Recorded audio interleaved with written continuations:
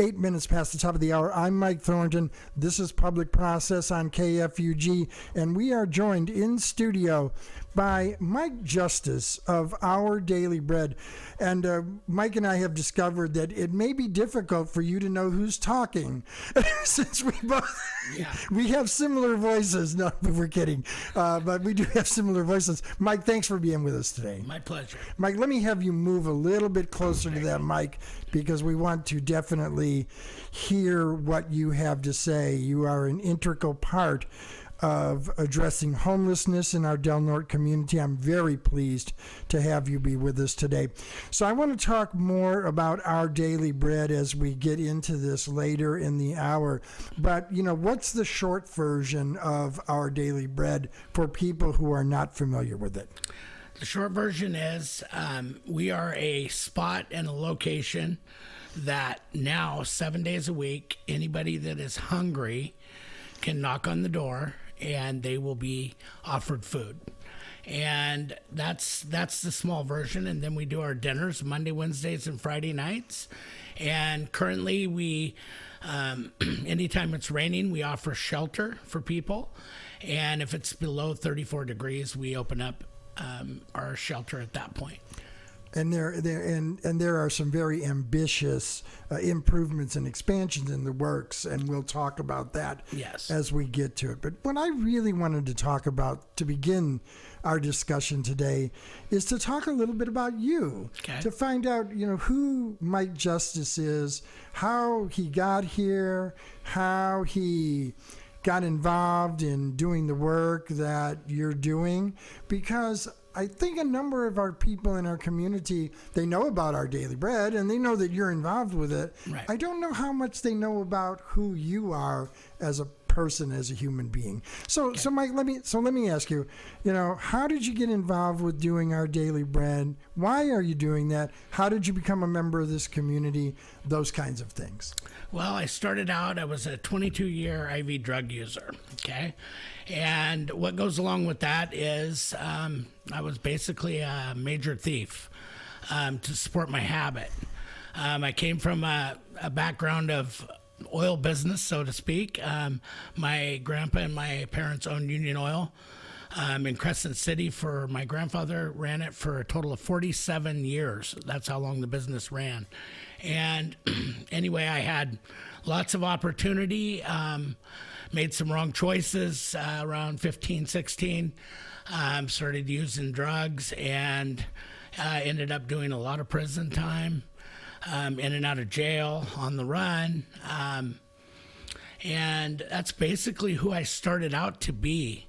And I ended up getting what you call a deliverance from meth. I didn't even believe in God or anything to do with the Bible. I was anti everything. You know, it was all about me at that period of time in my life. And one time I got clean and sober and got my life together and had a place to live and had a car, and I ran into somebody that I knew from prison, and next thing you know, I'm sticking a needle in my arm. So I was behind the Phillipsville rest area because it had a light there, and I was doing meth, and something came over me, whatever that was, but it felt like my heart was like gonna blow up. And I looked up and I started screaming out to God, and I said, I don't believe you exist, but if you do, and I said, take away this addiction and I will serve you for the rest of my life. And that's 20 years ago. He took the taste of methamphetamines out of my mouth, and then immediately when I got what I wanted, I left the part out, I will serve you for the rest of my life, you know, because we're still all about us for a long period of time. And so I can recall going, as I entered in and started going to church and Bible studies, and I was living out of the area, and my mom's roof started leaking. She called me home to help her. I made a promise to my dad I'd help her fix her house as it needed. So I came back. I was living in Seattle at that point, clean and sober, and I came back to this town, and I had to stay at her, excuse me, at her house, and she's all like, well, okay, you must go to church on Sundays, and there's absolutely no drinking in the house allowed. That was a tough one because alcohol was the very last thing to leave my body. Mm-hmm. I mean, you trade one for the other, whatever. And I really didn't want to let that go. But anyway, I did honor my mom's wishes, and I started going to church. And as I grew in the Lord, I got convicted one day, and I started crying like a little baby, and everybody came around me. And, I had the tough love of my life because I burnt every single bridge that I ever crossed, including my parents had restraining orders on me for a long period of time because I blamed them for my problems. Right. And I thought they should give me more money for meth so I don't have to steal. So that's kind of how that went down. And anyway, as I grew in the Lord a little bit, conviction took over, and I had to confess to people that, hey, I promised God I would serve him for the rest of my life. And I want to honor that. And so I asked for forgiveness, and that was a beautiful thing. We're talking with Mike Justice of Our Daily Bread. This is Public Process. I'm your host, Mike Thornton. You're tuned to KFUG, Crescent City. So Mike, you and we have some similar histories, and one of the phrases that keeps going through my head was that my first 12-step sponsor, when I wanted to argue about everything, including the nature and existence of higher powers and God, and he said to me, Mike, the only thing you need to know about God is that you ain't it. Right. I said, okay, I can cope with that. Right. So Mike, and this is, answer or not answer, it's up to you. Oh. Can you talk a little bit, because I'm going on the basis that a lot of the people who are listening don't know what living the life of a street dope fiend is like. Oh, man. Can you talk a little bit about that? Are you willing to? Oh, yeah, for sure. All right, thank you. Sure. It is like living in darkness. It's like there is, whether you're spiritual or unspiritual, there is a principality about the light and darkness. And when you're, I served Satan for a lot of years, and it is a living nightmare. It is hard. It is risky. You take a lot of chances. I was actually quite successful. I had so much success in stealing stuff that, because I was brazen, desperate. Let's just call it desperate. I was desperate because I didn't ever want to run out of drugs. And that's one of the things that I think people who have not dealt with drug addiction don't really understand the desperate nature of every day. Oh, yeah. Yeah, it's like the first thing on your mind when you wake up, and the last thing before usually you don't sleep if it's any good. But, and that's another thing. It's just, it is, I can remember walking 27 miles one time. Right. All loaded. Feet bleeding, the whole nine. I did a lot of damage to my feet back in them days. And, the drive behind it is so powerful. I wouldn't say, I would hurt. You will hurt your family, but I wouldn't say that a meth addiction will actually get you to, unless you're like totally out of your mind, which happens. I mean, it's a reality. Let's just be frank. It gets on your back, and it was the hardest thing I ever had to get past. So when I did get my deliverance from that, man, I was free. It was like the Empire State Building being lifted off of your body, or somebody where you could just start breathing, and then you got to experience it. And but in the meantime, the actual walk of that life is just, without lack of a better word, it's a living hell, and that's how I see it. Yeah, no, I think that's actually an apt description, and part of the reason I'm bringing this up and having this discussion is because, being a dope fiend and getting clean and all of that has nothing to do with that person being smarter than anybody else, cooler than anybody else. more spiritual than anybody else. I mean, it is grace. It is unearned blessing in many cases, and it's also work. I mean, let's be clear about that too. But I guess what I really am trying to work with here and help people understand is that I hear a lot of folks that go, well, pull yourselves up by your bootstraps, do this, do that. Why don't they just do this, or why don't they just do that? And it's easy to say that when you're not in the middle of it. And that doesn't mean people shouldn't be responsible. Right. But it's easy to say that when you're not in the middle of it. Right. And very hard to do as well. I went through a rehab because my mom and dad said, hey, roll your sleeves up. And I'm like, I'm over 18. I don't have to do this. Well, we didn't put you to college. You didn't go to college. So we heard you're using IV drugs, and we want to get you into a rehab. $5,200. Shoot, I don't remember how many years. I was like 19. Yeah. And went through this program, made it 3.5 weeks, and quit, took off, and I wasn't done yet. And until somebody's done, that you have to get done. You really literally have to get to that point where you either can't do it, and unfortunately, I've done a lot of funerals for people that I used to party with. Their parents come to me and ask me to do it because they respect what has happened, and they recognize the change. And I'm a licensed pastor, so I would do their services for them. And and all their friends that showed up were all people that I ran around with, and my heart bleeds for that kind of, and there's really nothing much I can do for them except pray that they get a revelation that, hey, it's time to change my life. So every funeral was actually a blessing to be able to honor, to be able to be chosen to come and do the service, but it was an opportunity as well to speak a message to the people struggling still. Yeah, and I'm just thinking in terms of the people that I used to run with.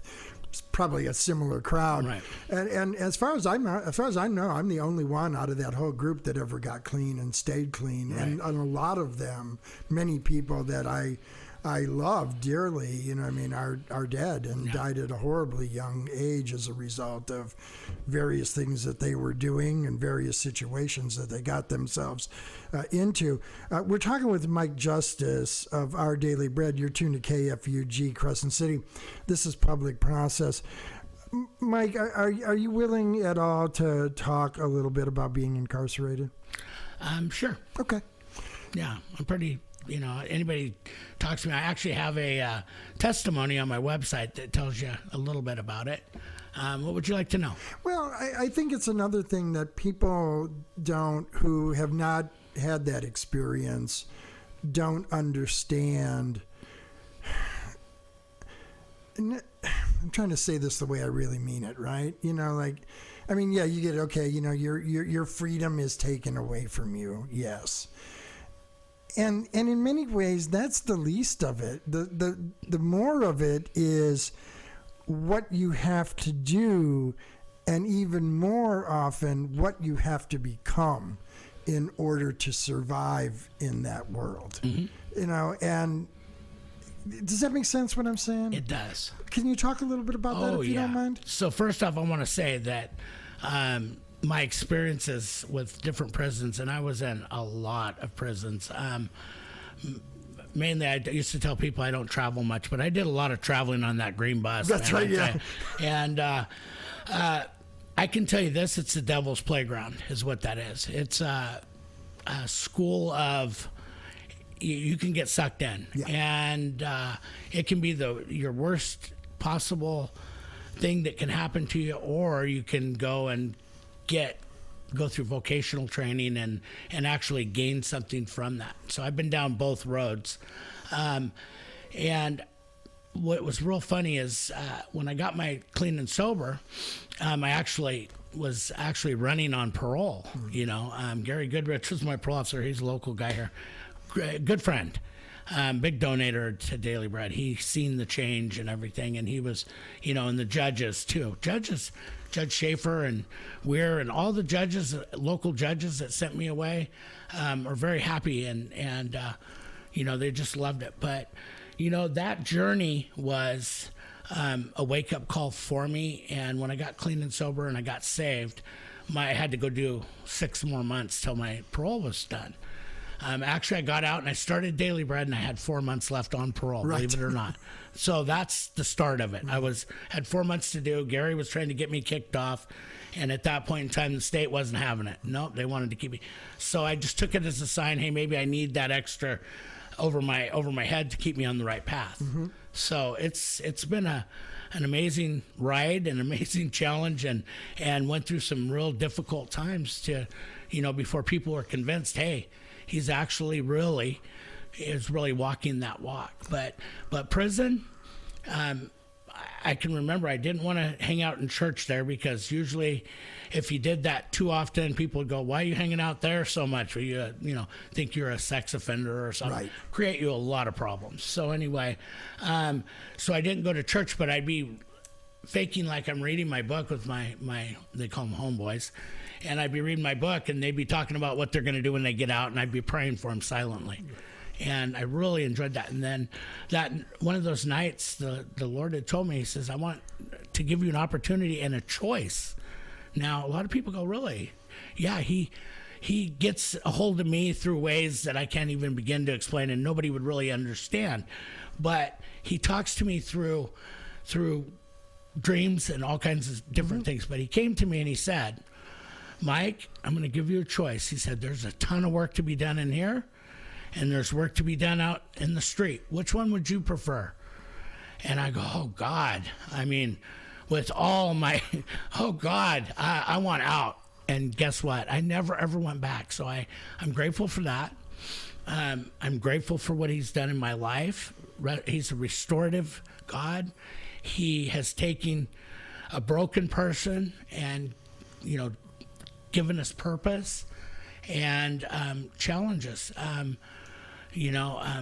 I'll save some of the good stuff that's happened in my life. I can't even begin to tell you. I'll just go ahead and be frank, because I think you really want to know this. But my first house was $160,000 worth of child support. I literally had so much bad credit that it was non-existent in a negative way. 3 years ago, I paid off my last payment on my child support, paid that off. Then I started working on my credit. I now have an 800 credit score, so I'm up there in that excellent credit. So he's restored that. Relationships, he's restored that. He's a restorative God for me. And he's given me all this responsibility, and I just love it. I can't even begin to tell you. We're buying our home.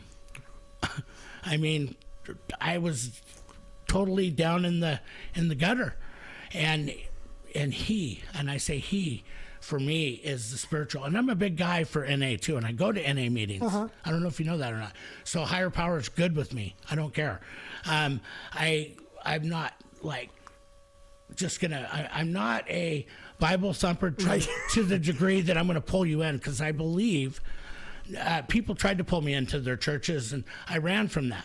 It was the ones that weren't trying to pull me in, that I could witness their lives and see the goodness in it. Attraction, not promotion. Yes. Where I'd say, hey, how do I get some of that? Yeah. Well, they always pointed to the Bible, though. We're talking to Mike Justice of Our Daily Bread. This is Public Process on KFUG. So, Mike, part of the reason why I wanted to talk a little bit about incarceration is that I've seen, and I'm sure that you've seen, I know you've seen and experienced that, there are some people, they get in that system, they become institutionalized, that's it, they learn how to live in prison, they can be somewhat successful on whatever that metric is in prison. They cannot live in the world. And so they're inevitably, when they're released, they're always getting violated and always going back. And then there are people who prison becomes that kind of crucible where, it's like it's bottom for them, and they're really forced to reevaluate their lives and the way they've been living, and can come out of that a very different person with a very different path.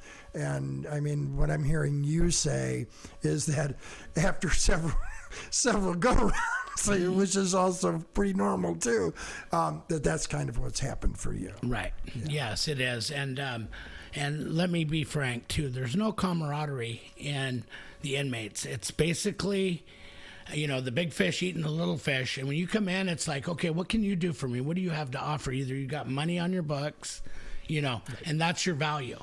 And that's how you're valuized, is how much money do you have in your books? Well, really, you're all this and you have no money. You're getting NSF stamps, which is non-sufficient funding stamps.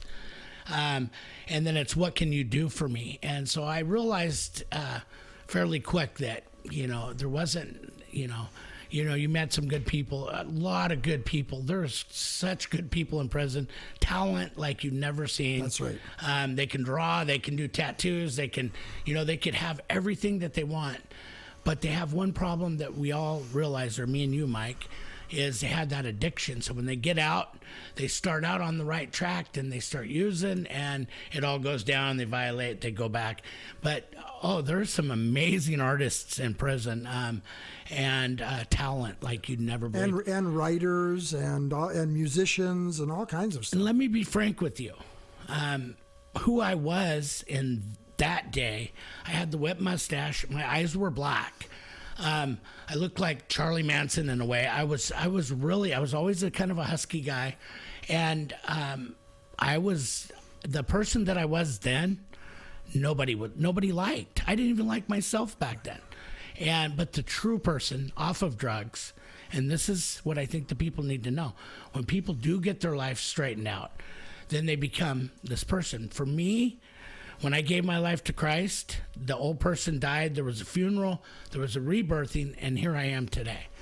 And but for some people, and if you want to look at it in the scientific realm, either way you want to look at it, that person that you are when you put a drug into your body, you fall under a spell, and it's this. I mean, I honestly, I did a lot of research and studying Hitler, and, his scientists created that stuff. And I see all the havoc he's still doing it long after he's been gone. So, terrible stuff. But it's not, the person on drugs is not the real person. There's a real good person that I believe in all of us. More often than not. I mean, there are some people, and I've met them. I'm sure you've met them too. Drugs, drugs. They are not good folks. Oh yeah. And there are people in prison who need to be in prison. Absolutely. There are a lot of people in prison who don't need to be in prison, and there would be better, more efficacious ways of addressing the issues that cause them to wind up returning to prison: drug treatment, mental health care, some place to actually live, some place to form a community that isn't based on the rules of the drug culture or the rules of the prison culture, an opportunity, a chance at something different and alternative. We're talking with Mike Justice of Our Daily Bread. This is Public Process. I'm Mike Thornton. Okay, Mike, let's talk about Our Daily Bread. How long has it been in operation? You talked a little bit about what you're doing. If you're willing to, I'd like you to go into some more detail about that. And then also talk about some of the developments that are happening now and where you're hoping, and others in the community are hoping, that Our Daily Bread is going to be able to move to. Yeah. Okay, so we've been doing shelter for, actually, September of this year will be our 14th year in operation. And we have been meeting these needs through all-night movies. I mean, I called them loopholes, whatever it is. We were providing it. We couldn't say anything about it. We did it on the down low for many years. So let me just be clear. Because you weren't able to actually openly offer all-night shelter to people who needed it, you came up with a creative way. Yes. And that was, we're going to run movies all night. Yes. And people can come in and they can watch these movies all night. Yes, Okay. correct. Yeah, That was clever. yeah. We, and you can use that as discernment, wisdom, street smarts, however you want to look at that. Rich people find tax loopholes all the time. Out of necessity, don't they all? Right? Out of necessity, right? And so I'm still, by the way, just for the record, I still get money back every year. So just if you heard any rumors that I'm swimming in $100 bills, it's not true. You mean you're not getting rich providing shelter to poor and homeless people? No. We first 5 years, nobody got paid. I was on HUD, food stamps, cash aid. I have a wonderful wife, and I got to just mention her name, Rachel. Oh, she's amazing. She sacrificed a ton, especially with all my child support payments. And, she actually is an amazing woman. But anyway, under the rumors that we're swimming around in $100 bills, it's just absolutely not true. And when we do get money, we move forward to expand, because there is an expansion that we're desiring, and it's 52 beds total, 40 transient beds, and we would like 12 discipleship beds. That's the goal. Last year, we had the building paid off. Everybody pretty much knows we got a gift of $52,000, and that paid the building off. So we own it outright now. We are our own entity in our 501c status, which, as soon as I filed the papers, I remember some guy coming by and goes, "Well, Mike, didn't you have a criminal history? They're not going to approve it, man." And so for all these, and I was in fear. And we actually got our letter of approval from the IRS in 23 days. So we became our own entity at that point. So that was a huge undertaking. But we got that one gift, and that paid off that, and we shut the thrift store down. And so now we're moving towards the expansion. And then Dr. Kevin Caldwell was gracious enough to give us a $25,000 gift last month. And so that money's already more or less been designated for expansion. So, even with this money, so doing it on a shoestring budget and getting the job done, we're now in the process of moving forward to get it done right, legal, everything above board, and we think that it's our time. We're talking with Mike Justice of Our Daily Bread. So, Mike, is Our Daily Bread the only overnight shelter for people who are homeless in our community? It is for 80 miles. Eureka is the next place. Brookings Rescue Mission closed down. So, yes, we are the only one for 80 miles. And my understanding, talking with people who are out in the camps and talking with people at Our Daily Bread, social services, and all of that.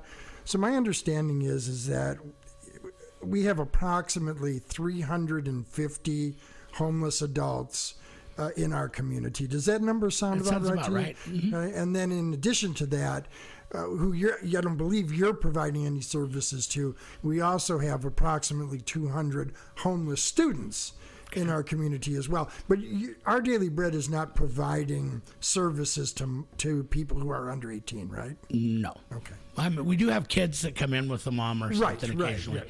And we make room for that. And we're not touching all of them. We went on tour and went to a whole bunch of different missions, and I'm talking $1 million missions. Mm-hmm. And you drive around, and yet you still see the encampments under the bridges. There's some people that don't want to follow any rules. It was funny why don't we have more people? And the answer was, well, you have too many rules over there. And I says, that's really funny. We have 3 rules. You can't be drunk. You can't be tweaking under the influence of drugs, and you have to help clean in the morning after breakfast, clean the place up so we can, open up. And which all seems fairly reasonable, yeah. I don't think that's too much to ask. If you go stay at somebody's house, you shouldn't have to say, hey, can you get the dishes? It should just be, I don't know, some people are raised different. And entitlement, but I don't really believe entitlement's really that big of a thing anymore. I don't think people really feel like, well, you owe me, and that kind of went out in 2008, I believe. Well, and one of the things, in my experience, having been homeless myself, having worked I ran drug treatment programs for poor and homeless people and people in and out of prison, that kind of thing, and so I mean, there's a lot of different folks. And there are some people who simply do not, there are a small percentage, in my opinion, who fall in that category of, I don't want your help. I'm not going to do anything you want me to do. Mm-hmm. I am sane. I am making this choice. Then there's a whole spectrum of people.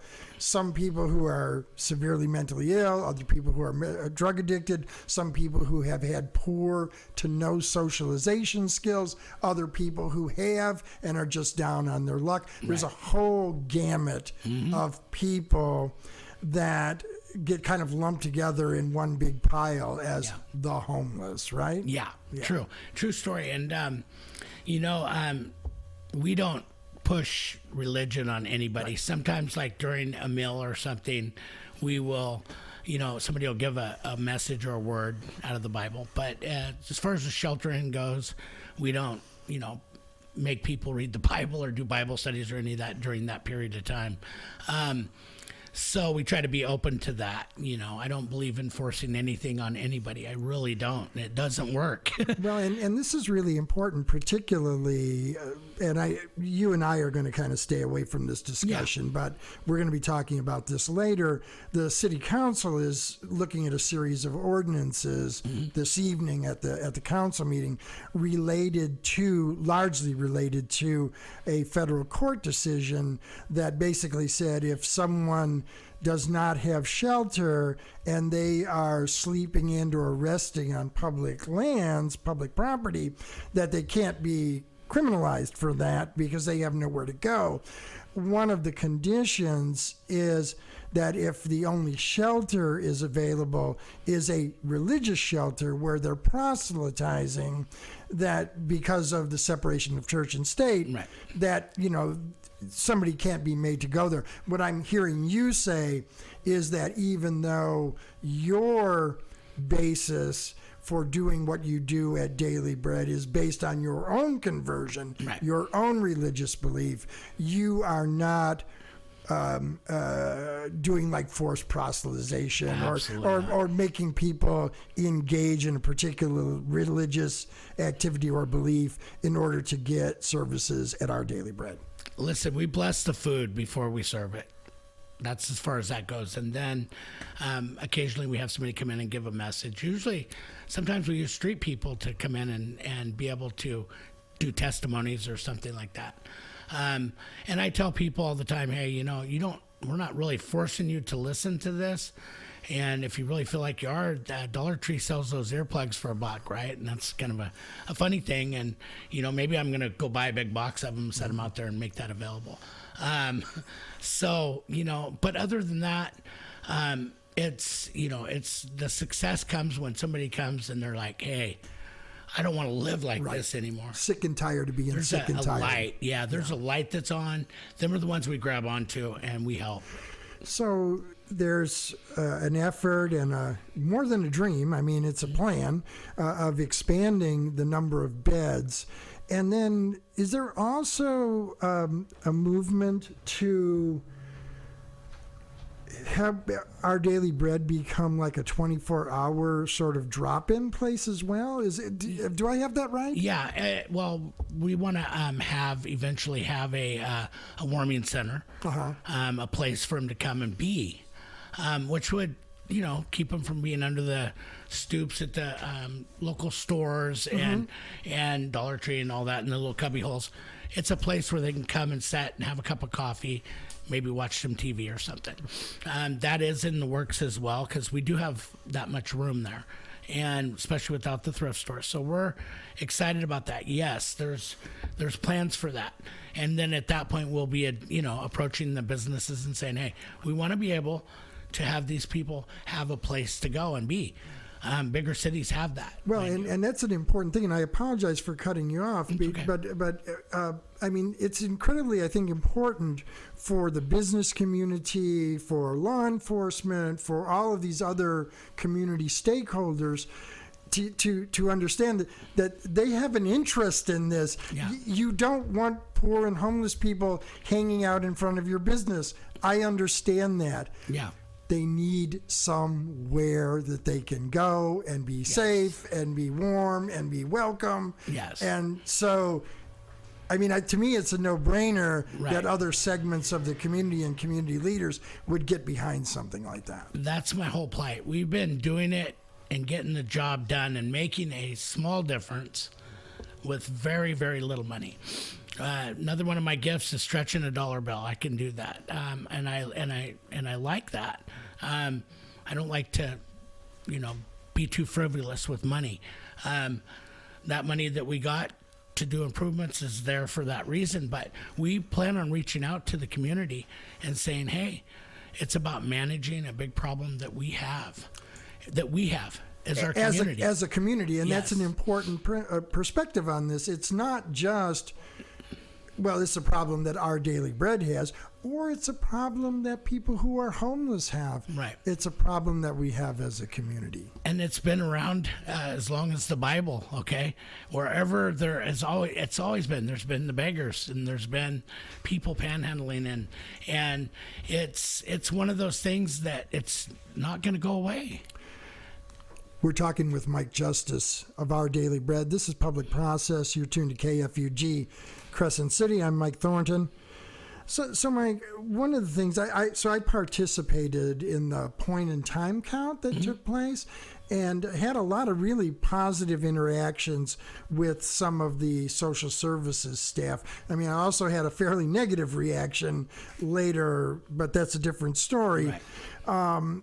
But so one of the things I guess is that if there is a physical place where people who are in need can come, that social services would also be in a position perhaps to use that as an entry point for people to perhaps get psychiatric treatment or health care or whatever it may be. Has there been any discussion or thought around that? Oh, yeah. As having this be an access point, not just to a safe place to stay, but also as a gateway into other things that might help people actually move out of homelessness? Right.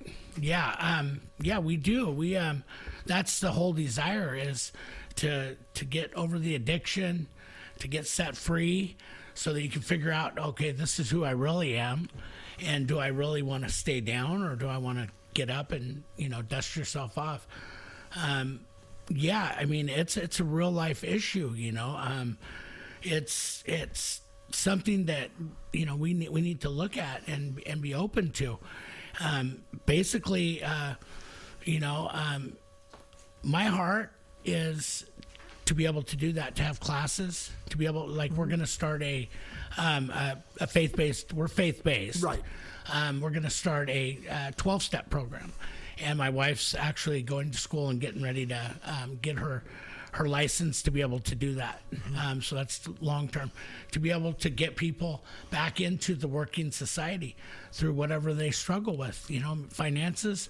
A lot of people don't realize this. A lot of the homeless people get a monthly check. Right. SSI or something like that. And they got money, but they don't know how to manage and stuff like that. So, you have another question, or? Well, I have all kinds of questions and all kinds of thoughts. Right. Well, because here's where I'm going with this, right?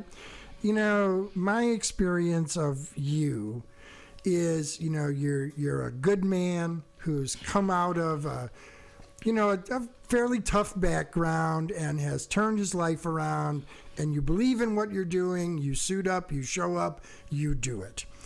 And at the same time, you can't do it all. No. You're not a psychiatrist. You can't prescribe medication. No. You can't provide transitional and long-term housing for people.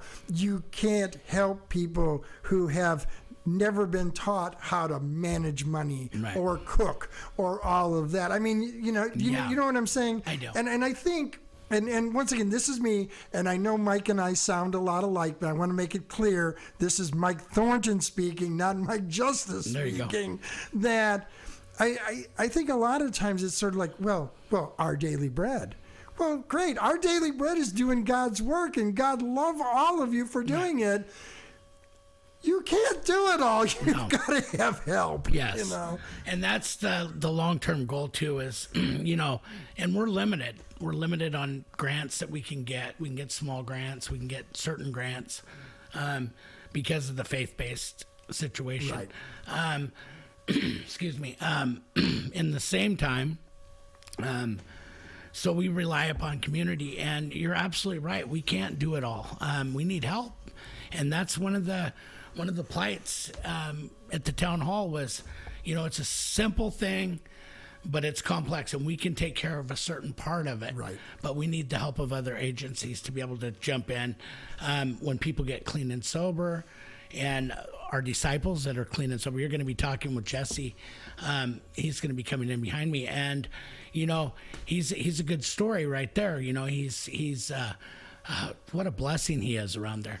We call him the peacekeeper, and you're going to be talking with him. He keeps everybody mellow. He's just a real good guy. But we like to take him from there and then help them to get jobs and help them, you know. But yeah, we're just a small organization, and we need, you know, in order to do it, we can do it and get the job done to the best of our ability for our center. So I'm thinking out of all the homelessness, we're focusing on about 125 people. Right. And it's like a deck of cards that shifts. You don't see people for a long time, then all of a sudden they start coming back. They always know, hey, we can go get a meal and all that. So, you know, we do our little part, but in order to expand to do it right, we just need help. You know, that's the bottom line. Well, and more staffing. Yeah, and let's talk about that. We're talking with Mike Justice of Our Daily Bread. You're tuned to KFUG Crescent City.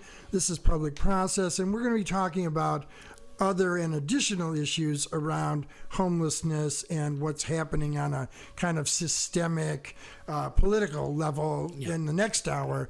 So Mike, so people are listening and they're going, yeah, I want to help Our Daily Bread to do what they're trying to do. What are the things that people can do in order to help you and the other folks at Daily Bread be successful in addressing the population of our brothers and sisters who are homeless here in our community? What can folks do? Well, there's a number of ways to help. You know, people think, well, he's going to ask for money. Well, money is it's a big part of what you need to be able to get the mission done and the job done right. But for those who don't like to give money, and I understand that, you know, they can drop off food. You know, we do accept clothing. They can help in so many different ways. They can. I had a phone call last night about a lady in the Walmart parking lot, and the guy started describing her, and I already knew her, and she had some issues that she needed to take care of.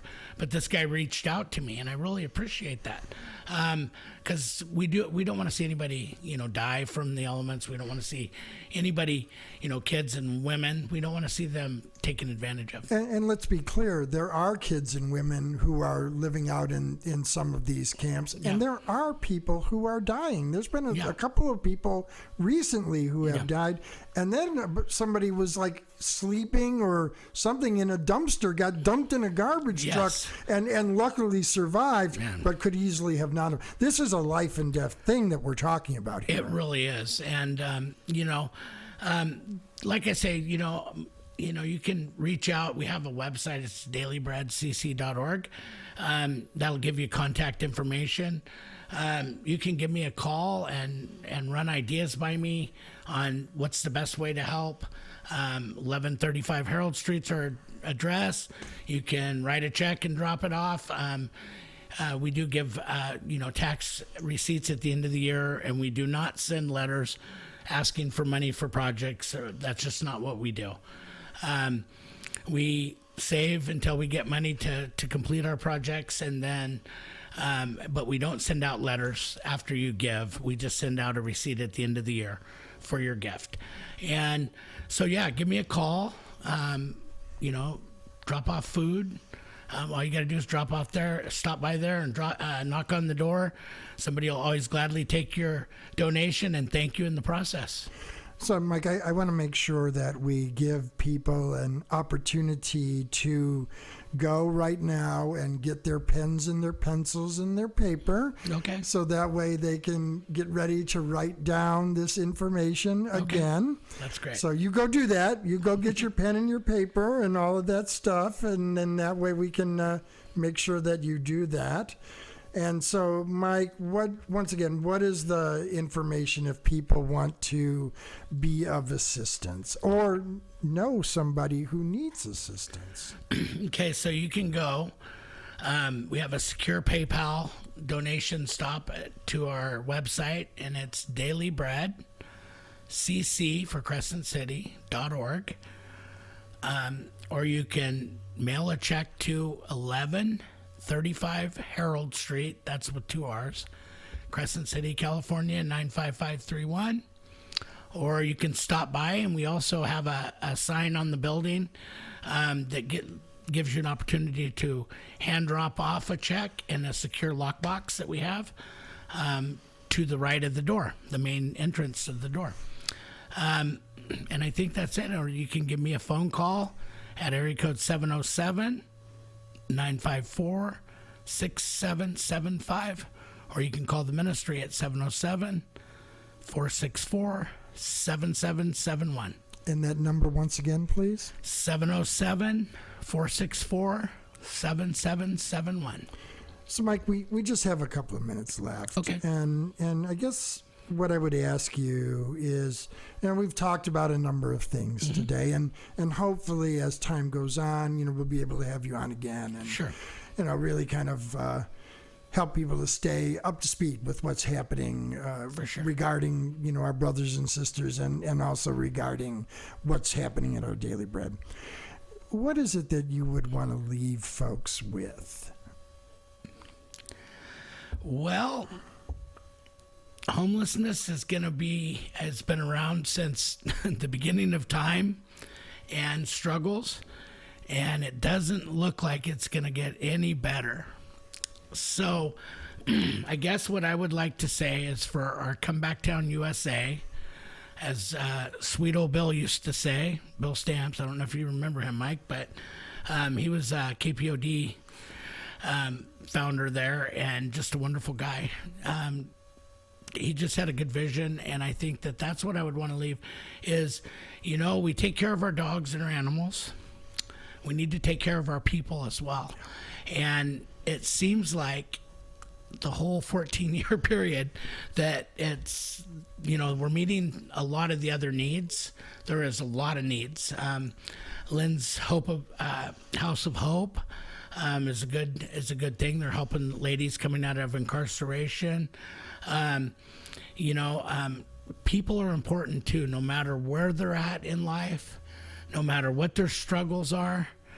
I believe that everybody in our great US of A deserve the basics, which is food, shelter, and clothing. And I think that that's a given to anybody that needs it. And then I think we also need to reward the people that are trying to get their lives together and get back on track with jobs and support to do that. So that's what I would want to leave for the people to ponder on today. Thank you. It reminds me of a poster that I saw, it must have been 1986 in a drug program that I was running. And it was a picture of a man, obviously intoxicated, kind of stumbling down an alley. And the caption said, "Will we be the race that saved the whales, but forgot our own kind?" Ooh, that's so good. Yeah. We've been speaking with Mike Justice of Our Daily Bread. This is Public Process. You're tuned to KFUG Crescent City. We're going to be back more talking with members of the True North Homelessness Local Organizing Committee and other folks about some different aspects of homelessness and activity in our community. Mike Justice, thank you for being with us on the program today. My pleasure. Thank you for having me. My pleasure having you here. We'll be back with more in just a few moments.